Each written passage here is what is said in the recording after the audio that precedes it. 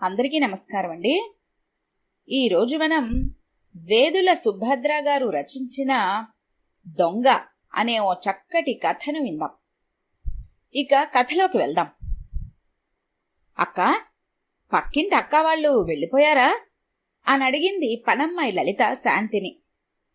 నిన్న రాత్రే వెళ్లారు. ఎందుకు, ఏమైంది అని అడిగింది శాంతి. ఆ అమ్మ దగ్గర వాషింగ్ మిషన్ కొనుక్కున్నానక్క. కొనేటప్పుడు నేను అడగలేదు, ఆ అక్క చెప్పలేదు. దాన్ని వాడాలంటే నల్లా ఉండాలని అంది దిగులుగా లలిత. అరే అవునా, మరి వాషింగ్ మిషన్ ఎలా పనిచేస్తుంది కుళాయి లేకుండా? ఇప్పుడెలా అంది శాంతి. అదే తెలియటం లేదక్కా. 8,000 పోసి కొన్నాను. మీరేమైనా చెప్తారా అక్కతోటి అంది.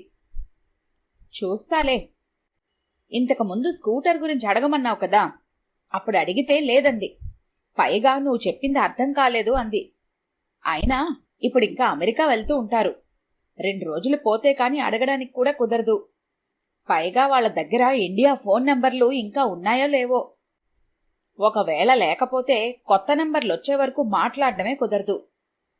తన ఫ్రెండు ధారాని కూడా అడుగుతాలే అంది శాంతి. 6 నెలలు బట్టి దాచుకున్న డబ్బులోంచి తీసి ఇచ్చానక్కా. పిల్లలకి బంగారం కొందామని దాస్తున్నాను. రోజు ఇంట్లో బట్టలు దుప్పట్లు ఉతకలేక నడుం పడిపోతుంటే పనికొస్తుంది కదా అని 8,000 పెట్టి కొన్నాను. మీ ఇళ్లల్లో కూడా ఎప్పుడు బట్టలు ఉతకను. అలవాటు పోయి మా ఇంటి దగ్గర ఉతకాలంటే చాలా కష్టం అవుతుంది. అందుకనే కొనేశాను. ముందే తోచలేదు నల్లా గురించి అడగాలని అంది లలిత బాధపడుతూ. మన్నింట్లోనూ వాళ్ళింట్లోనూ చేసేదానివి కదా, రోజు మిషన్ నడిచేటప్పుడు చూసేదానివి కదా, అలా ఎలా అనుకున్నావు మరి అని మాత్రం అనగలిగింది శాంతి. ఆమె బాధ చూస్తే తనకి బాధగానే ఉంది. కాని ఏం చేయాలో తెలియటం లేదు ఆమెకు కూడా. రేష్మ వాళ్ళది శాంతి వాళ్ల పక్క ఫ్లాటు. రేష్మ భర్త సౌరభ్ ఆఫీస్ పని మీద 3 ఏళ్ల కోసం వాళ్ళు అమెరికా వెళ్లిపోయారు నిన్న రాత్రే. ఇరుగు పొరుగు వాళ్లైన తామందరూ వారికి నిన్న రాత్రి డిన్నర్ పార్టీ ఇచ్చి మరీ వీడ్కోలు పలికారు. తమ ఫ్లాట్ అద్దెకిచ్చామని, జాగ్రత్తగా చూస్తూ ఉండమని, అమెరికా వెళ్లాక తమ కొత్త నంబర్లు పంపుతామని శాంతితో పాటుగా 2-3కి చెప్పింది రేష్మ.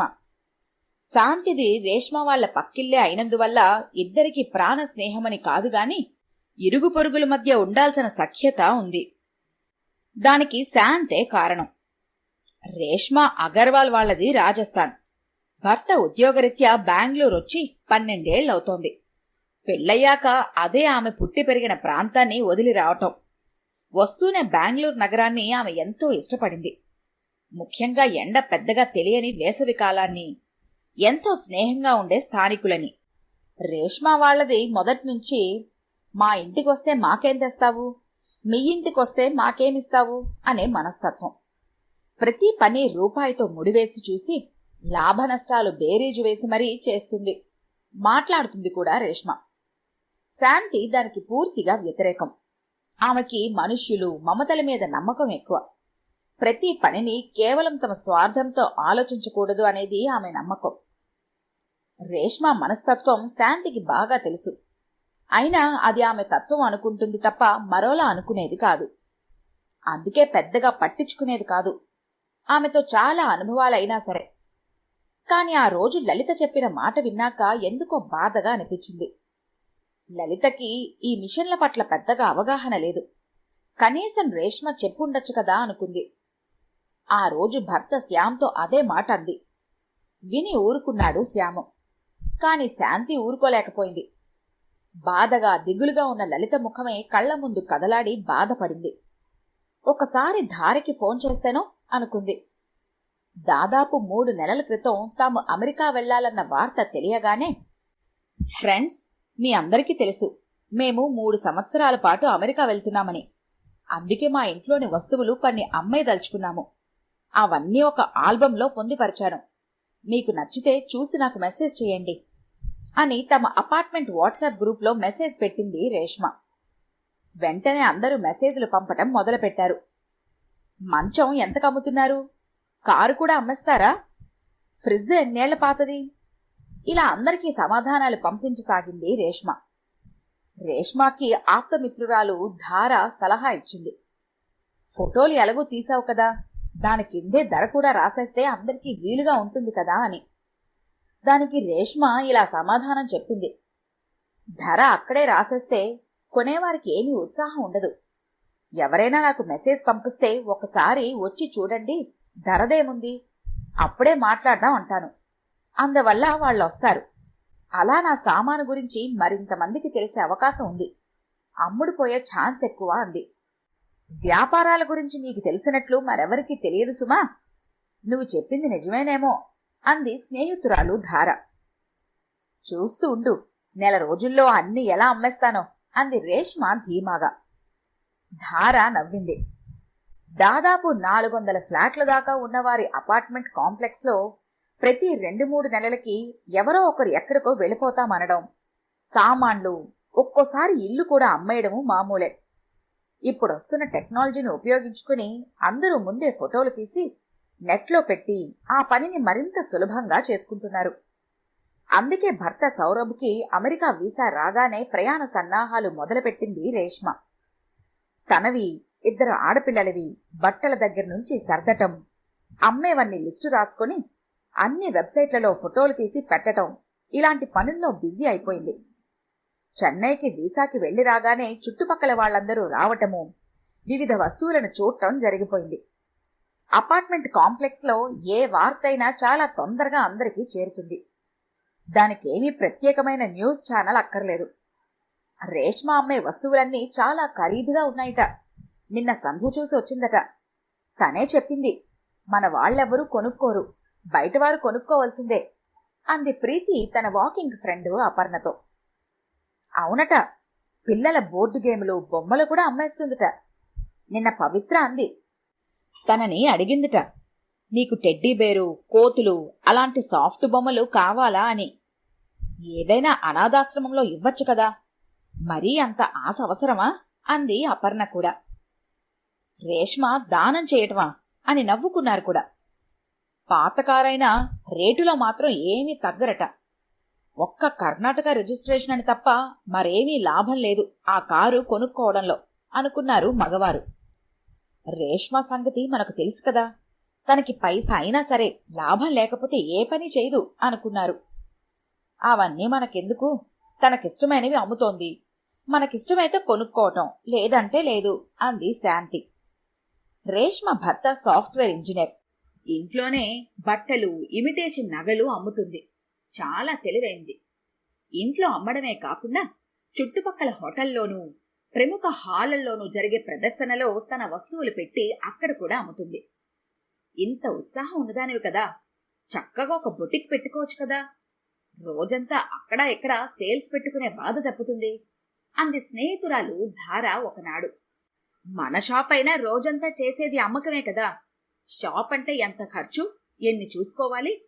అదే ఇలాంటి సేల్స్ అయితే అద్దె కట్టేస్తే మిగతావన్నీ వాళ్లే చూసుకుంటారు. నగరంలో 4 మూలల్లోనూ జరుగుతాయి కనుక అందరికీ తెలుస్తుంది కూడా అనేది రేష్మ.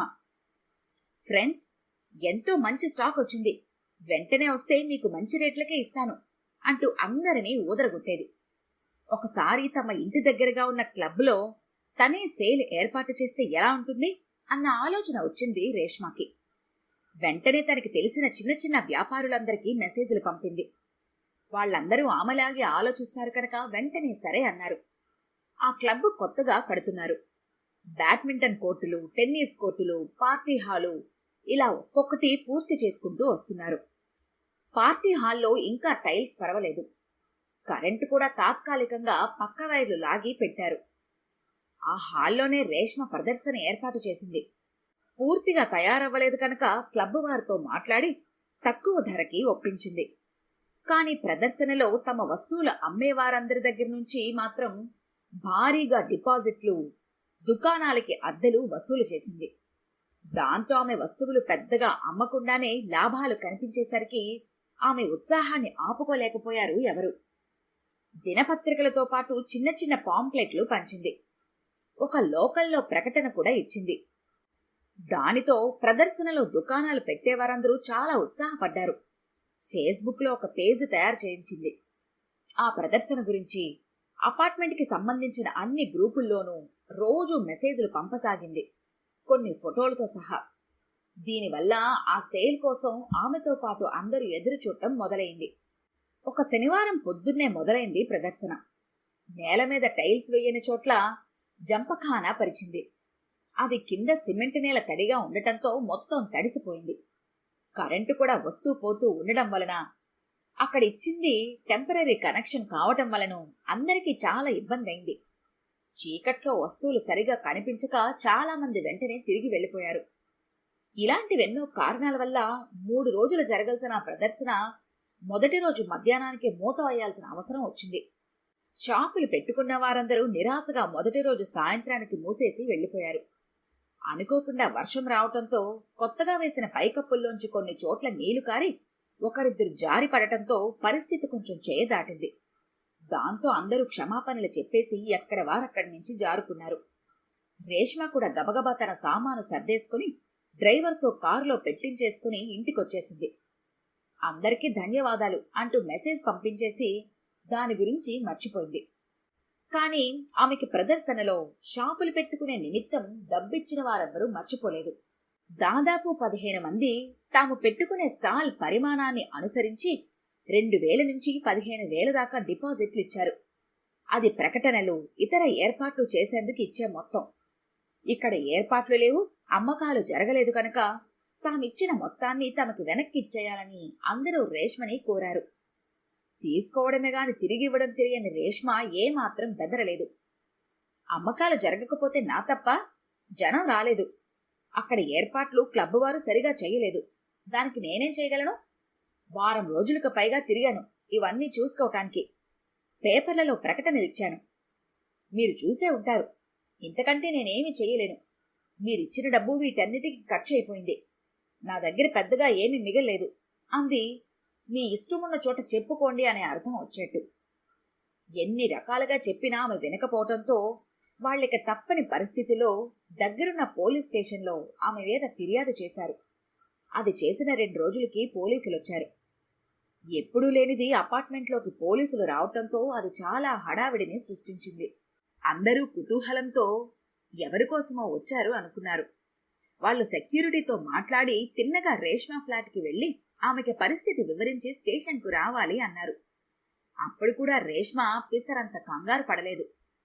ఆడవారిని పోలీస్ స్టేషన్కు పిలిచేటప్పుడు ఆడపోలీసులను తీసుకురావడం పద్ధతని మీకు తెలీదా అని ఎదురు తిరిగింది. వాడు ఫోన్ చేసి ఆడపోలీసులను రప్పించబోయేలోప ఆమె భర్త అవసరమైన ఫోన్లు చేసి కావాల్సిన వారితో మాట్లాడి ఇవ్వాల్సినవి ఇస్తానని మాట ఇచ్చి కేసు లేకుండా చూశాడు. ఇంత గొడవ జరిగినా ఆమె ఏమీ ఫీల్ అవ్వలేదు. హాయిగా ఎప్పట్లాగే మామూలుగానే ఉంది. ఆమె ఇంట్లో ఏ పని మనిషి కూడా 3 నెలలకు మించి పని చేయలేదు. అంతూ దరి లేకుండా చెప్పే పనులు ఒక ఎత్తైతే, ఇంట్లో ఏది కనిపించకపోయినా అది నువ్వే తీసావంటూ పని మనుషుల మీద అభాండాలు వేయటం మరొక కారణం. లలిత మాత్రం ఓపిగ్గా గత సంవత్సరంగా చేస్తోంది. ఒకసారి 1,00,000 రూపాయలు విలువైన తన వజ్రాల దుద్దులు కనబట్టం లేదని, లలితే తీసుండాలని నానా హంగామా చేసింది. ఆ తర్వాత తెలిసింది అవి రాత్రి పడుకునే ముందు తీసి తలగడ కింద పెడితే అవి దాని గలీబుల్లోకి వెళ్లిపోయాయని. అది తెలిసిన తర్వాత కూడా క్షమాపణ చెప్పే తత్వం కాదు ఆమెది. రాత్రి దిద్దులు తీసి పెట్టాను. పొద్దున్నే లలిత తప్ప మరెవరూ వెళ్లలేదా గదిలోకి. సహజంగానే అనుమానం వచ్చింది. అంతేకాని నేనేమీ లలిత దొంగ అని డైరెక్ట్గా అనలేదు కదా అని సమర్థించుకుంది. లలిత చాలా పెద్ద మనసుతో తీసుకుంది ఆ సంఘటనని.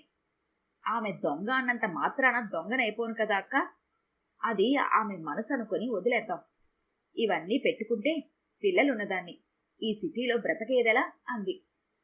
ఇవన్నీ శాంతికి తెలియనివి కావు. ఇలాంటి చిన్న పెద్ద అనుభవాలే ఉన్నాయి వారందరికీ రేష్మ విషయంలో.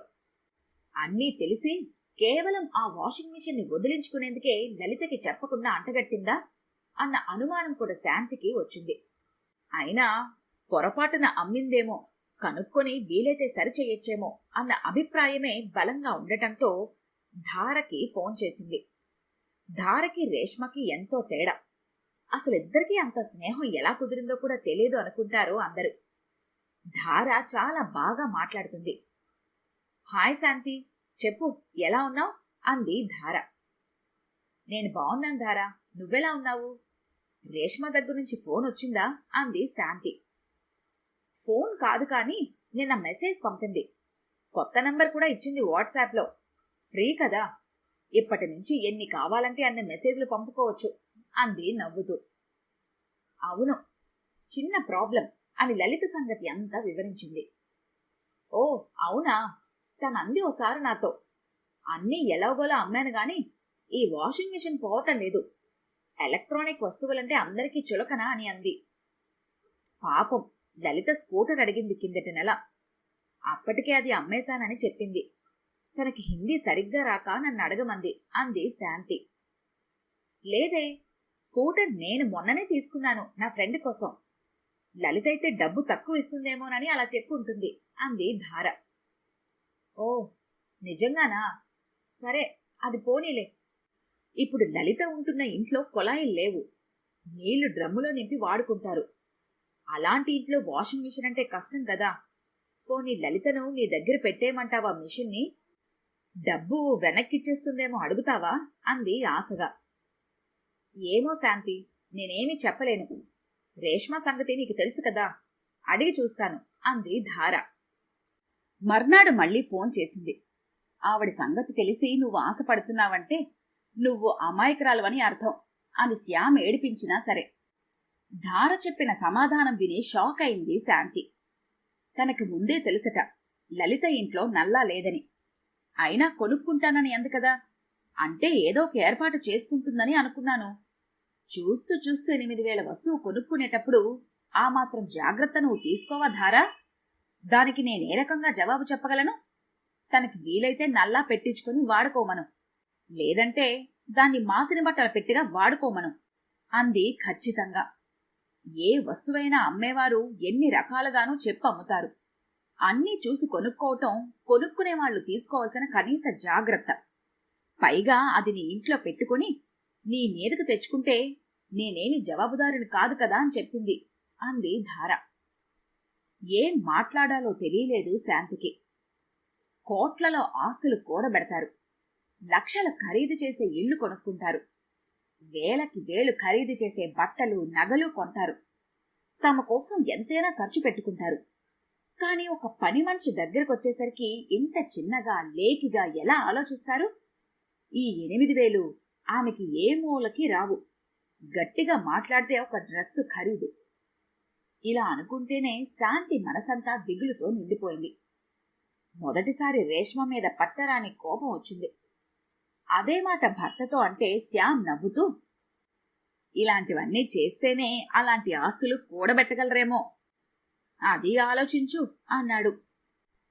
ఇక చేసేదేమీ లేక బాధగా నిట్టూర్చింది శాంతి. ఈ కథ కనుక మీకు నచ్చినట్లయితే లైక్ చేయండి, షేర్ చేయండి. మరిన్ని ఇంట్రెస్టింగ్ కథల కోసం మా ఛానల్ని తప్పకుండా సబ్స్క్రైబ్ చేసుకోండి.